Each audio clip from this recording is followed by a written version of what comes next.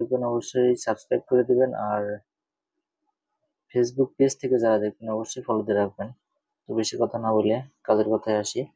তো এখানে আছে আমার 32 ফিট, আর এখানে আছে 28 ফিট। তো এখানে যদি 32 ফুট বাই 28 ফুট হয়, তাহলে তো আমরা সহজে হিসাব করতে পারছি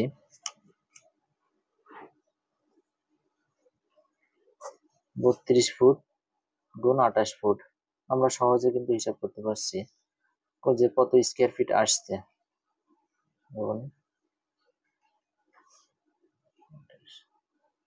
তো এখানে আসছে 896 স্কোয়ার ফিট। তো এটা তো সোজাসুজি সহজে হয়ে গেল। তো মূল যে বিষয়টা, এখানে যদি 32 ফিট 6 ইঞ্চি কি 7 ইঞ্চি, 32 ফিট 7 ইঞ্চি,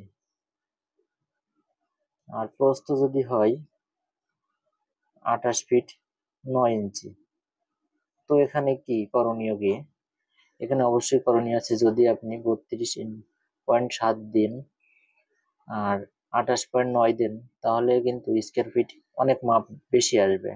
তো এখানে এই যে 7, এটা কি করতে হবে, এটা যে কাজটা করতে হবে, 7 দিয়ে 12 ভাগ দিতে হবে।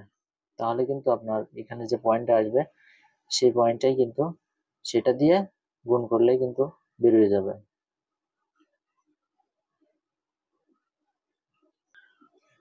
তো যদি সরাসরি গুণ করা হয়, তাহলে এখানে আসবে 945 স্কোয়ার ফিট। আর 7 দিয়ে যদি 12কে ভাগ করা হয়, তো এখানে আসবে 32.7 দিয়ে যদি 12 ভাগ দেওয়া হয়, সেখানে আসবে আপনার 0.58 দিয়ে একাধিক সংখ্যা আছে। সেখানে যদি একাধিক 2 এর অধিক সংখ্যা থাকে, তাহলে লাস্টে যে সংখ্যা থাকবে তার সাথে 1 যোগ করে নিতে হবে। এখানে আছে 58, তো এখানে 59 নিয়ে নেব। 9 ইন্টু